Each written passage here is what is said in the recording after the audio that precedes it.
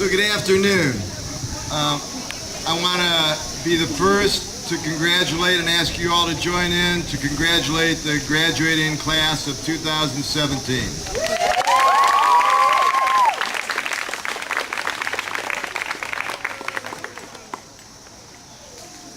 The one person is up here, who's not up here, who's going to be leaving us that I wanted to acknowledge. Dimitri, where are you? Dimitri. Oh, Dimitri. So come here. So Dimitri is an exchange student this year from Switzerland, and his grandmother's here today, so she definitely gets the prize, maybe for coming the longest distance, although I'm his mother came from China. But I wanted to thank you for spending a year with us and wish him well in Switzerland, and welcome his grandmother here to Bloomington.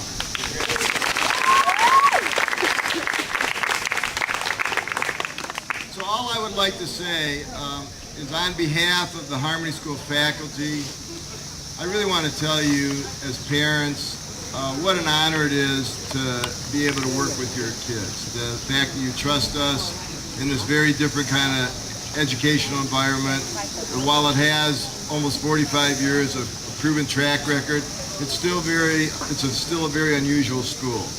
And with a lot of things changing in the United States and people wanting to go back to certain educational strategies that Harmony does not practice, I want to thank all of you for having the confidence in us to continue to allow us to serve your kids. And as I say, I thank you on behalf of the whole faculty.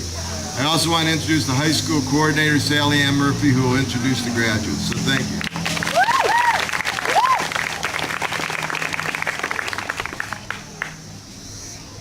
So welcome.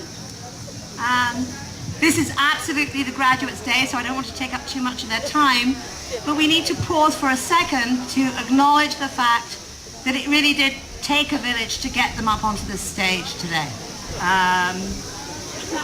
The first person that I think we all want to thank is Professor Dale Harkmeyer over there, who not only teaches our students Spanish, but brings his quiet wisdom to all our staff meetings and is very, very much appreciated. Thank you, Dale. And I also want to thank all the people in the office who quietly work behind the scenes all the time and help us in innumerable ways. Natalie and John and Tonya and Julie have been extraordinary this year. And they never lose their cool and they're always thinking ahead.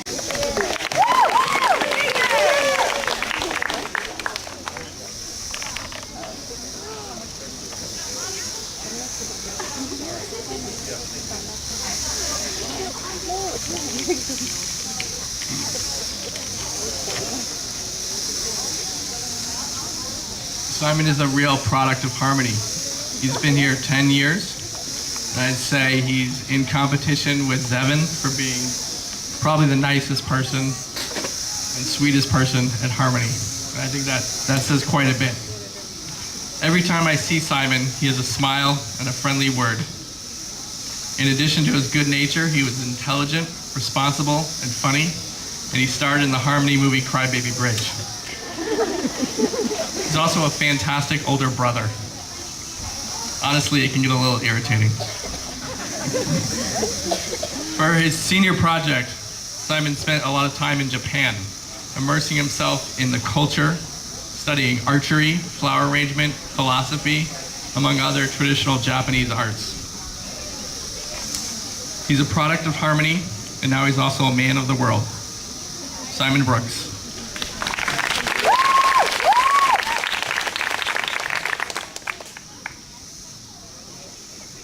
Ladies, gentlemen, I'd like to dedicate this speech to Taylor because, well, she told me not to, but also because she's a very compassionate friend who's been dreading this day ever since all the seniors became seniors. I just want her to know that even though she's a nerd, I'll be right down the road if she ever wants to hang out, and I'll be there. So I actually moved to Bloomington in order to attend Harmony at about the age of kindergarten. I didn't get in here for 2 years, probably partly to do because my first time in here, I went to Claudio's class, I saw the school, And then I reached in my back pocket, pulled out, I think, some dime and a nickel. I put it on the desk and I said, I will pay you this much not to let me go to this school. Despite my initial hesitation, Harmony has changed my entire school experience. Before attending, I couldn't keep up with school. I was falling behind. I thought teachers were out to get me, and I just hated going in general. Afterwards, all of that changed. I genuinely enjoyed attending my classes and wondering what I was going to learn next time. And it helped that I had such pleasant teachers that I could ask questions to and enjoyed engaging with outside of the classroom. Harmony has been such a wonderful community of people that I almost wish we were all failing so I could see another year with these people. Just want to take a moment. First, I'd like to address the elephant in the room. Wyatt? There you are. Oh, you're hiding behind me. That's a first. You'd have to sit down. Honestly, Wyatt, you're kind of like a big brother to me. You're an affectionate giant who makes me delicious food and gives me hand-me-down clothes. I'd also like to thank you because in some of my shyer moments in middle school and high school, I wouldn't really feel comfortable talking in groups of people, so I'd talk under my breath, I'd make little jokes, and nobody could really hear it except Wyatt. Apparently he has amazing ears, and he would hear them, and he'd just crack up, and nobody knew why. And that kind of support, him thinking that he liked my input in groups, that gave me the confidence to really kind of participate in groups of friends, meet people who I don't normally hang out with. And I appreciate that. Thank you, Wyatt. Let's see. Evan, you are one determined guy and competitive.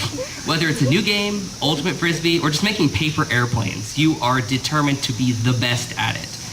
Your competitive and supportive nature is going to take you far in life. You've inspired me to be a better person, and I appreciate you for that. Thank you, Evan. Right there.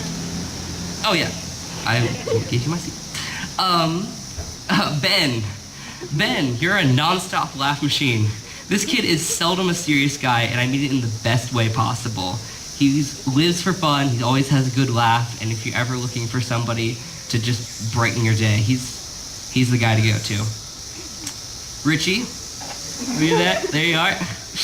Richie, if I had time to sing the Gaston song, I would, because you're like that man to me, the inspirational fella. But I would probably drive the whole crowd away. I have no voice. But you've always been a man of morals and an inspiring leader, and yet, when work becomes play, suddenly you're screaming, "Yo!" and quoting lines from SpongeBob, and giving me a 10-minute speech about how to ask a girl out where half the words rhyme with faux shizzle, or are faux shizzle. You're a clever guy, and I'm hoping to see as much as I can of you in the future and later in life. Squeaky, good eye. Oh, you're gonna kill me for using that name.